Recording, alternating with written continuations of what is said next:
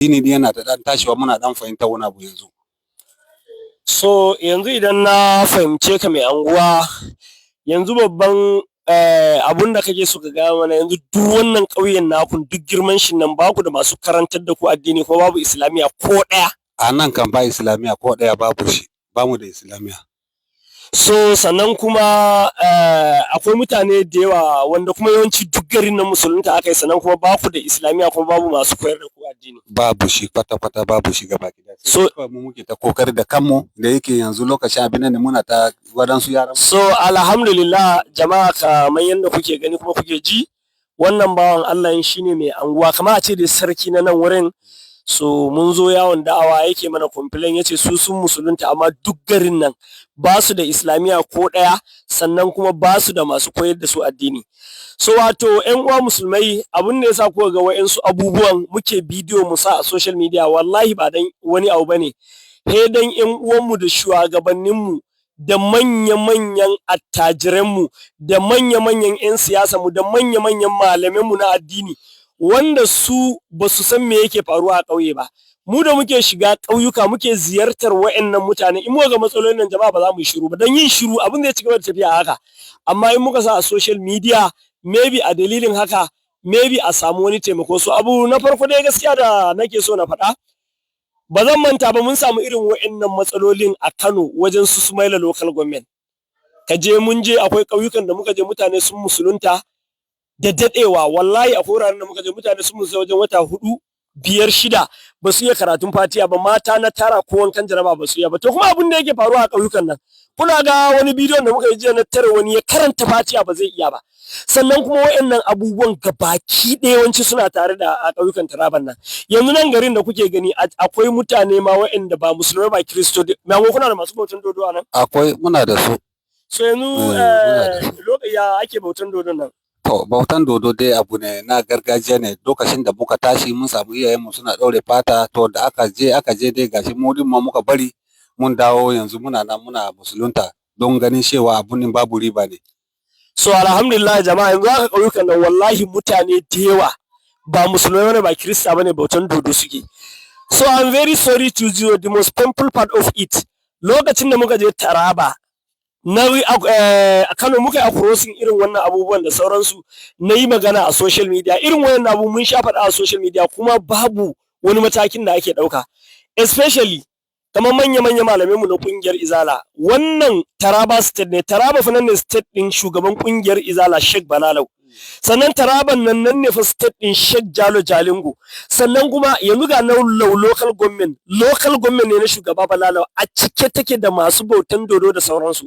The most painful part of it, yanzu duk girman Taraba babu santa kwaya daya inda in mutane sun musulunta za a iya aje su, kuma duk arewa a yanzu babu inda ya kai Taraba masu bautan dodo da Kiristoti da wani abu nan. Sannan kuma wannan wai shine state na shugaban kungiyar Izala Sheikh Balalau.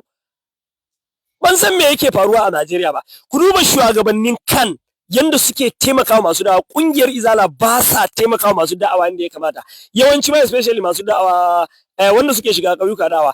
Saboda haka ina amfani da wannan dama ina kiran shugabannin kungiyar Izala, ku ji tsoron Allah, da is the reality, ku ji tsoron Allah, ku ji tsoron Allah, wallahi tallahi ku ji tsoron Allah, especially abun ne za nake kiran kungiyoyin Izala a nan ba wani abu bane, saboda Izala ita ne aka hassasa ta saboda taimakon addinin musulunci. Sannan kuma wanda suka hassasa wannan kungiyar Izala, Sheikh Ismaila Idris, Sheikh Abubakar Gumi, wanda su ne socks na kungiyar, za ku duba aka haka suka kafa kungiyar. To saboda haka in muka ga wani abu wanda ya kamata a kawo na ƙaro musulunci, dole za mu gaya musu. Saboda haka wannan Taraba state ya kamata ƙauyukan Taraba, yanzu ku duba wallahi tallahi ga nan malam, na rantse da Allah, kaga dai wannan rantsuwa ne ko? Wancan zuwa ina ga mun shiga ƙauyuka sun fi guda 30 ko 40, ba ƙauye kwaɗe wanda yake da Islamiya, amma za ka je gari za ka katotin cewa an kashe mar kuɗi a fi miliyan 20. Imagine, amma ka duba mu musulmai mu yadda a dinga ta gina kattin masallaci a Abuja, ko a je ana gina hotel a Abuja, ga nan ƙauyuka suna fama. Yanzu kamar wannan ƙauyen miliyan 5, 6 za a kashe za a gina musu Islamiya, a samu malamai a ajiye wanda za a koyar musu addini. Amma an jara wani abun da bai kamata ba, a ta kashe kuɗi a Abuja, a ta gina masallaci na millions of naira ga ƙauyuka. Saboda haka wallahi tallahi manyan masu kuɗi, manyan 'yan siyasan mu ya kamata mu tashi mu san me muke yi. So saboda haka malam wannan bidiyo da muka yi za mu sa a social media, kuma wanda in Allah ubangiji ya sa wani yana so ya taimaka kuma insha Allah za mu iya bashi address din wannan abun. Assalamu abun da kamar da ka faɗa ta gefen din mun samu ma mun tara kudi mu wai za gina mai islamiya a ta gefen karkashin nan din an sun ci kudi gashi islamiya bai ba kudi mu ba suka cinye kudin su yan izala ne wanda suka ce za su yi mana abin su ga suna sun ta muka tara kudi muka tara mata aka tara kudi muka zo muka ba Abdullahi Difa. Ina zuwa ka ce kun tara kudi a gina muku islamiya, yan izala sun cinye. Wani yan izala ne suka cinye? Su wannan dai wanda ka kira sunan su na su Dr. Jalo da yaran su wai su Julde yana na wai da kashala sembe. Ina zuwa yaran su Dr. Jalo, inna lillahi wa inna ilaihi raji'un. Jama'a ku duba ne rashin imani, duk ƙauyukan nan fa babu islamiya, amma yanzu maganar da yake da sun tara kudi a ƙauyen nan a gina musu islamiya. Wai wani ana ce mishi Julde, wai shine secretary na Kachala Sembe Ward. Mun tara kudi muka tara mata aka ci, karshe ma wani bawan Allah ana kiran shi Abdullahi Difa ya zo ya duba, shi ya zo ma ya mana foundation nan da kake mun fara kenan. Gashi an aiki ya tashi. So alhamdulillah yanzu dai akwai wani ana ce mar Julde, su ƴan ƙauyen nan sun tara kudi ya cinye musu kudin islamiya. Wannan rashin imani ne. Yanzu mutanen nan in baka yi amfani da kudin ka gina musu islamiya ba, su za su tara kudi ka zo ka cinye. Kuma Julde gashi mu matan mu suna ta jin daɗi za mu fara yin karatu, su ma za su san yadda za su yi ba islamiya ba komai. Yanzu Abdullahi shi Julden dan iza a wani reshe yake zalancin nashin yana nan karkashin su Dr. Jalo nan. To shikenan in Allah ubangiji ya sa Dr. Jalo Jalingo ya ga wannan bidiyon, dan wallahi mun sashi a social media, that is just the reality.